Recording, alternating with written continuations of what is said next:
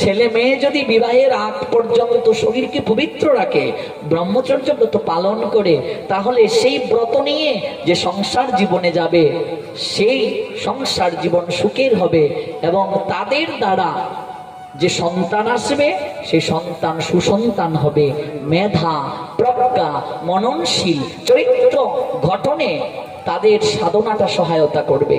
এই জন্য প্রত্যেকের উচিত বিবাহের আগে বিশেষ করে একটা নারীকে তার কুমারিত্ব রক্ষা করা এবং একটা পুরুষকে অবশ্যই তার শরীরকে পবিত্র রাখা, কুসঙ্গে না জড়ানো, নতুবা সংসারে সে সুখী হতে পারবে না, আধ্যাত্মিক জীবনে তো প্রশ্নই উঠে না। এই কথাগুলো বিস্তারিতভাবে কোনো আলোচক ব্যাখ্যা করেন না। সমাজের কিছু মূর্খ লোক রয়েছে, এই কথাগুলো আলোচনা করলে তারা ভাবেন না না না এই কথাগুলো ছি, এগুলো লজ্জার কথা, এগুলো শোনা উচিত নয়, ওরাই হচ্ছে মূর্খ। এই কথাগুলোই বেশি করে আলোচনা দরকার। একটা সন্তানের চরিত্র যদি ঠিক না থাকে, আজকে ইয়াং জেনারেশন যদি ভ্রষ্ট হয়ে যায়, তাহলে ওরা তো পরবর্তীতে সমাজকে নেতৃত্ব দেবে, রাষ্ট্রকে তারা নেতৃত্ব দেবে। তাহলে আজকে তরুণ প্রজন্ম যদি ভ্রষ্ট হয়ে যায়, যুবক যুবতীরা যদি ভ্রষ্ট হয়ে যায়, তাহলে সমাজ তো কখনো ভালো হবে না, সমাজ তো কখনো সুস্থ হবে না। আজকে আমার সন্তান অমানুষ, চরিত্রহীন, রাস্তায় কাপড় টানে কেন? কখনো জানার চেষ্টা করেছি সন্তান কি করে ধারণ করতে হয়, কোন বারে সহবাস নিষিদ্ধ, কিভাবে সন্তান ধারণে প্রবৃত্ত হতে হয়, তিথি, নক্ষত্র, দিন, ক্ষণ, সময়, এগুলো কি জানার চেষ্টা করি? এগুলো তো লজ্জা নয়? আমি একটা ইয়াং ছেলে, কালকে বিয়ে করব, তুমি একটা ইয়াং মেয়ে, কালকে বিয়ে বসবে, তোমার কি এগুলো জানা প্রয়োজন না? তুমি কি করে সন্তান নেবে? তুমি যদি না জানো, তাহলে কি করে তুমি আদর্শ সন্তান ধারণ করবে? কি করে তুমি আদর্শ সন্তানের মা হবে? কি করে তুমি আদর্শ সন্তানের বাবা হবে? শাস্ত্র যে বললেন নারীর পূর্ণতা মাতৃত্বে, পুরুষের পূর্ণতা পিতৃত্বে। একটা মা যদি সন্তানকে সুসন্তান করতে না পারে, মানুষ করতে না পারে, একটা বাবা যদি সন্তানকে সুসন্তান করতে না পারে, তাহলে সে মা হিসেবে ব্যর্থ হয়ে গেল, বাবা হিসেবে ব্যর্থ হয়ে গেল। আদর্শ সন্তান পেতে গেলে 4টি কার্য প্রয়োজন, মনে রাখবেন। প্রথম কার্য, শাস্ত্রীয় নিয়মে বিবাহ করতে হবে।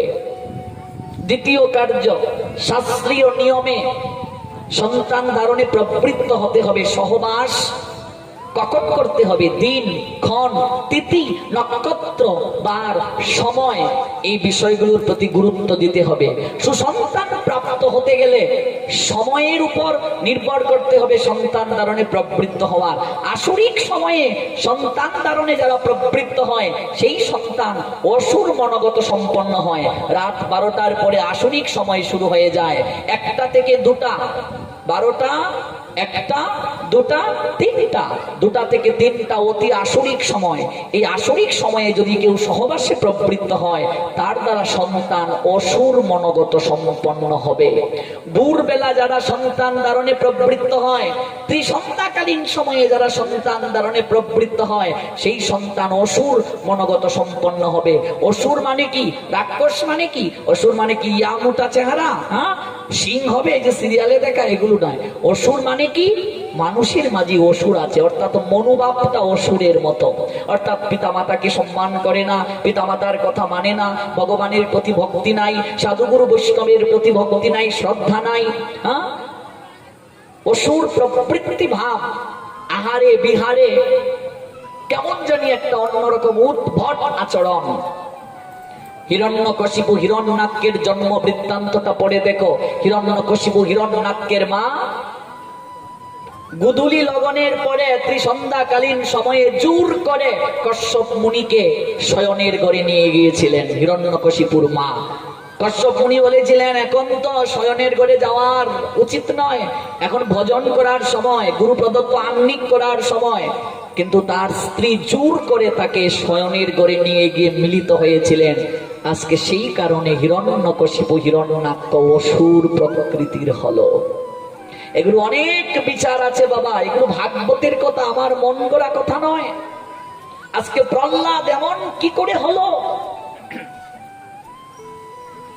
পিতা মাতা উভয়েই তো অসুরের রজবীর্যে জন্ম প্রহ্লাদ, তাহলে কি করে সে ভক্ত হলো?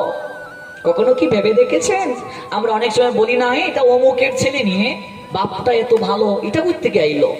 ও মা, এটা অমুকের ফুরি নিবা। সি সি সি সি সি, কিতা রে, তোর মা কত বালা, তুই রমখানে। কখনো ভেবে দেখেছেন কেন এমন হয়? কখনো কি আমরা ভেবেছি এরকম কেন হচ্ছে? এই বিষয়গুলো জানা দরকার। এই জন্যই তো একজন তত্ত্বদ্রষ্টা গুরু প্রয়োজন। আমাদের যে ধারা, দীক্ষা গুরু, শিক্ষা গুরু, অবেদ শিক্ষা গুরু মানে শিক্ষক অনেক হতে পারেন, হাজার হাজার তোমার শিক্ষা গুরু হতে পারে, যার কাছ থেকে তুমি কোনো কিছু শিখবে সেই শিক্ষা গুরু। একজন অবধূত রাজার শিক্ষা গুরু ছিলেন 24 জন, ভাগবতে আছে। শিক্ষা গুরু মানে শিক্ষক, তোমাকে এগুলো শিখাবে, জানাবে, তারপর তোমাকে তৈরি করে দীক্ষা গুরুর কাছে নিয়ে যাবে। বীজ যত্রতত্র বপন হয় না, আগে জমিকে প্রস্তুত করতে হয়, হাল চাষ করতে হয়। মন তুমি কৃষি কাজ জানলে না, এমন সোনার জমিন রইল পতিত, আবাদ করলে ফল তো সোনা। মন তুমি কৃষি কাজ জানো না। আগামী রবিবার তোর দীক্ষা, গুরুদেব বললেন, এলেন, কানে এসে একটা ফু দিয়ে চলে গেলেন। তারপর শিষ্য কি করছে আর দেখলেন না। গুরুর সঙ্গেও শিষ্যের সম্পর্ক নাই, শিষ্যের সঙ্গেও গুরুর সম্পর্ক নাই। তাহলে কি হবে এই দীক্ষা নিয়ে? দীক্ষার আগেও আমি অসৎ কার্য করতাম, দীক্ষার পরেও অসৎ কার্য করি, তাহলে আমার দীক্ষা নিয়ে পরিবর্তন কি হলো? জপমালা নেওয়ার আগেও অসৎ কার্য করতাম, জপমালা নেওয়ার পরেও অসৎ কার্য করি, তাহলে নামে জপ করে কি কৃপা হলো? কৃপাটা হলো কি করে? এই জন্যই তো এগুলো জানতে হবে, শাস্ত্র পড়তে হবে। আজকে প্রহ্লাদ অসুর কুলে জন্ম নিয়ে ও কৃষ্ণ ভক্ত হলেন কি করে? মায়ের কারণে। মনে রাখবেন, মায়ের 75% গুণাগুণ সন্তান প্রাপ্ত হয়। এগুলো বিস্তারিত ব্যাখ্যা না করলে বুঝবেন না।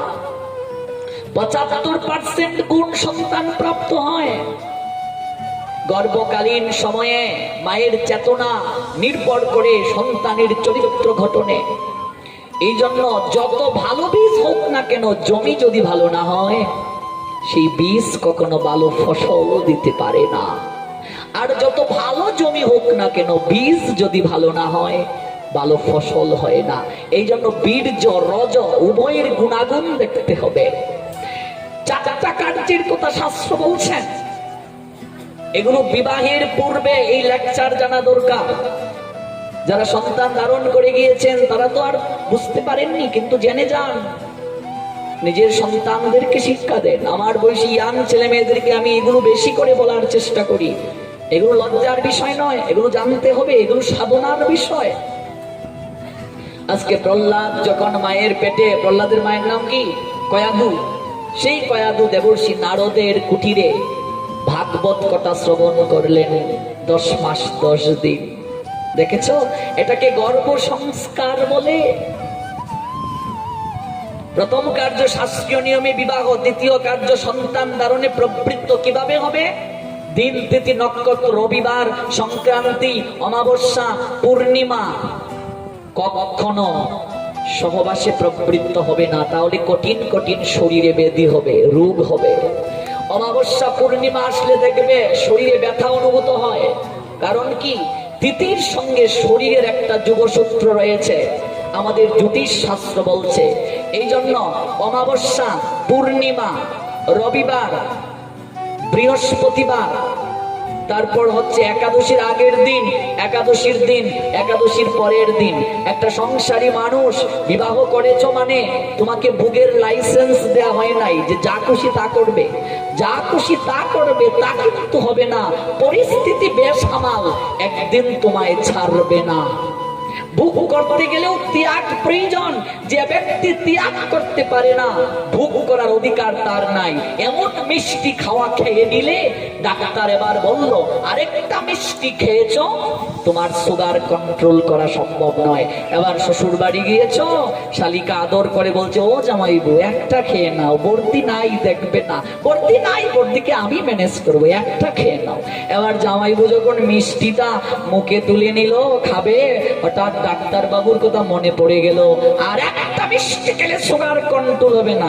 থাক রে শেফালি, খাওন লাগতো না। অথচ পরিমিত যদি মিষ্টি খেত, সারা জীবন মিষ্টি খেতে পারত। বিবাহ করা মানে ভোগের লাইসেন্স শাস্ত্র দেন নাই। আজকে এগুলো মানি না বলেই তো সংসার জীবন দুঃখ দুঃখময়।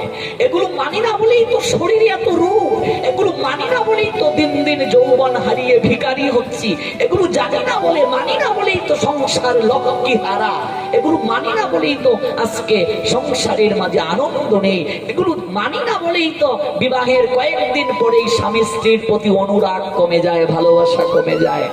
কারণ কি? কারণ শাস্ত্র জানি না, গুরু সঙ্গ করি না, সাধু সঙ্গ করি না। মনে রাখবেন, সংসারী মানুষকে 4 মাস ত্যাগের শিক্ষা দিয়েছেন।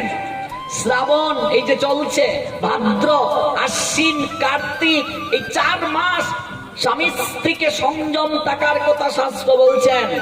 8 মাস ভোগ করছে ওরা, 4 মাস শারীরিক সংযম থাকবে, প্রস্তুতি নিচ্ছে ওরা শরীরকে পবিত্র রাখার জন্য। ওই চাতুর্মাসে ভজন করবে আর শারীরিক সংযম থাকবে 4 মাস।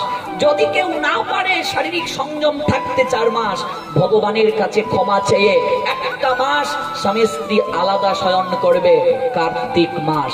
এই কার্তিক মাসে যদি কেউ স্ত্রী সঙ্গ করে কিংবা সন্তান ধারণে প্রবৃত্ত হয়, কিংবা আমার মতো ছেলে মেয়েরা ইচ্ছাকৃত বীর্যপাত ঘটায়, তাহলে মহা মহা পাপের কারণে অনন্তকাল তাদেরকে নরক বাস করতে হবে। মনে রাখবেন, কার্তিক মাসে পাপ করলে এই পাপের কোনো ক্ষমা নাই, ক্ষমা নাই, ক্ষমা নাই। এগুলো জানতে হবে মা, না জানলে শিখবো কি করে, জানাবো কি করে? মনে রাখবে, সন্তানের সঙ্গে সব সময় বন্ধুত্বপূর্ণ আচরণ করবে। সন্তানের সঙ্গে বন্ধুত্ব সুলভ আমরা আচরণ করি না বলেই আজকে সন্তানরা বিপদগামী হয়।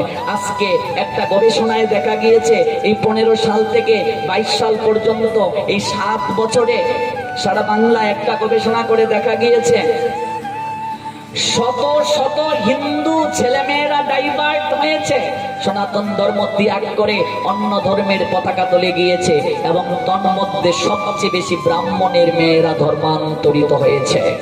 কারণ কি? কারণটা কি? আমরা ধর্ম সম্পর্কে সন্তানকে শিক্ষা দেই না, শাস্ত্র আমরা পড়ি না। আমি একেবারে পেপার কাটিং করে রেখেছি, নিউজগুলো রেখেছি। সবচেয়ে বেশি এই 7 বছরে ব্রাহ্মণের মেয়েরা ধর্মান্তরিত বেশি হয়েছে, মুসলিম হয়েছে। কারণ কি? এই সনাতন ধর্মের এত প্রাচুর্যতা থাকার পরও আমরা রিসার্চ করি না, আমরা জানি না, আমরা উপলব্ধিতে আনি না, যার কারণে আমরা কিছুই জানতে পারছি না, কিছুই বুঝতে পারছি না। একটা সংসারী মানুষ 4 মাস ত্যাগ করবে, অতিরিক্ত যে ভোগী সে রোগী, যে যত ভোগী সে তত রোগী। মনে রাখবে একটা কথা, ভোগ যত পরিমিত করবে শরীর তত ভালো থাকবে। আজকে বাঙালি আমরা এত বেশি খেয়ে নিই, যার কারণে কদিন পরই দেখবে এরকম পেট বেড়ে গেছে, সুগার হয়ে গেছে, ডায়াবেটিস হয়ে গেছে। রেলওয়ে স্টেশনে, যশোরের নোয়াপাড়া একটা রেলওয়ে স্টেশনে সকালবেলা হাঁটতে গিয়েছিলাম, গিয়ে দেখি শত শত ধনীর দুলালিরা যারা কোনোদিন পা দিয়ে হাঁটে না, ঘর থেকে নেমেই গাড়ি চলে যায়, আজকে তারা দৌড়াচ্ছে। ভগবান বলছেন, এই দেখ, পা দিয়েছিলাম একটা দিনে তো মন্দিরে যাসনি, এবার ডান্ডার বাড়ি দিয়ে দৌড়াচ্ছি।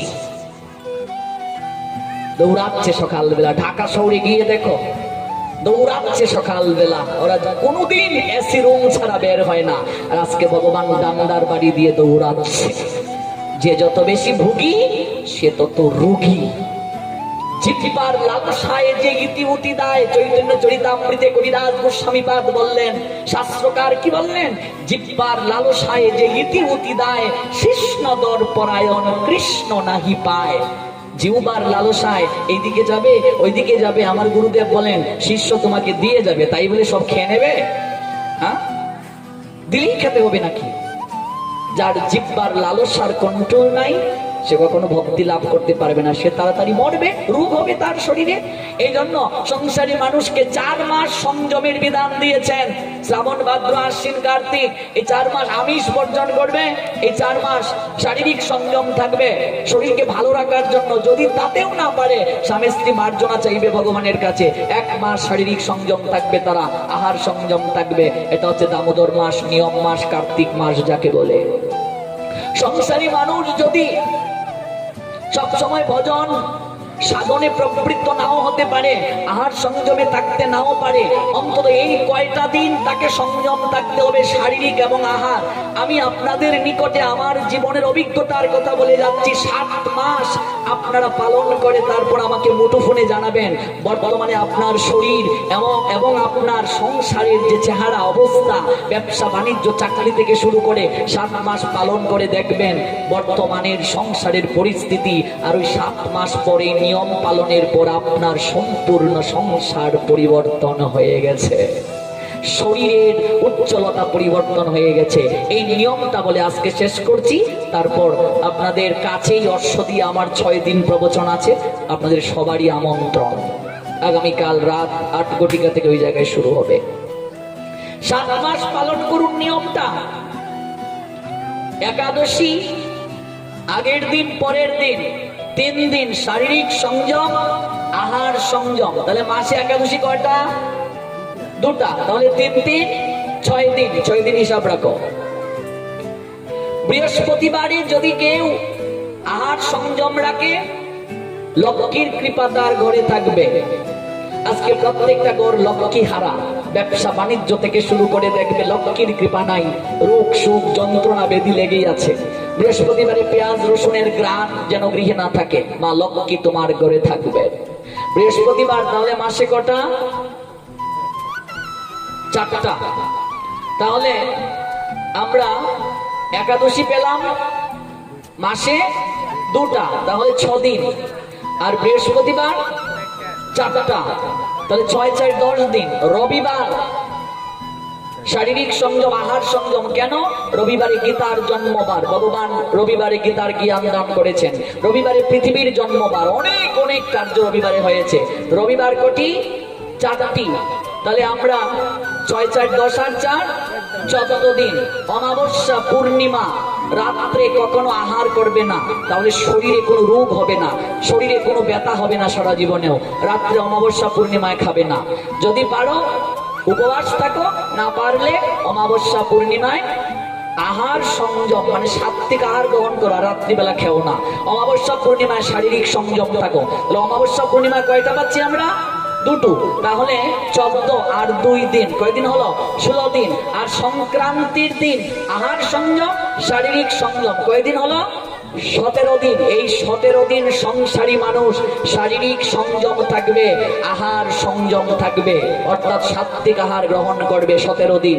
এই 17 দিন 7 মাস পালন করে দেখো, তারপর আমাকে মোবাইলে জানাও, দেখবে তোমার সংসারের অবস্থা পরিবর্তন হয়ে গেছে। জয় জয় শ্রী